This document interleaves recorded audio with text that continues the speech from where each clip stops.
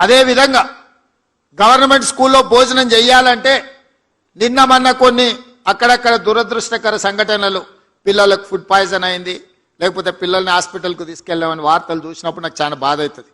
ఎందుకంటే నేను diet charges పెంచిన, కాస్మెటిక్ ఛార్జెస్ పెంచిన, ఇవాళ ఎవరైనా ఎంత ఆగర్భ శ్రీమంతుడైనా తినే సన్నబియ్యం ఇవాళ పేదోళ్ళకి ఇచ్చిన పాఠశాలల పిల్లలకు పెట్టమని నేను చెప్పిన. క్వాలిటీ ఫుడ్ ఇవ్వండి అని చెప్పిన. ప్రతి స్కూల్కు ఒక ప్రభుత్వ అధికారికి బాధ్యత ఇచ్చిన. ఇప్పుడు నేను మా టీచర్లను విజ్ఞప్తి చేస్తున్నా, మీరు కూడా వాళ్ళతో భోజనం చేయండి. వీళ్ళు ఉన్నప్పుడు నేను కూడా వచ్చి వాళ్ళతో భోజనం చేస్తా.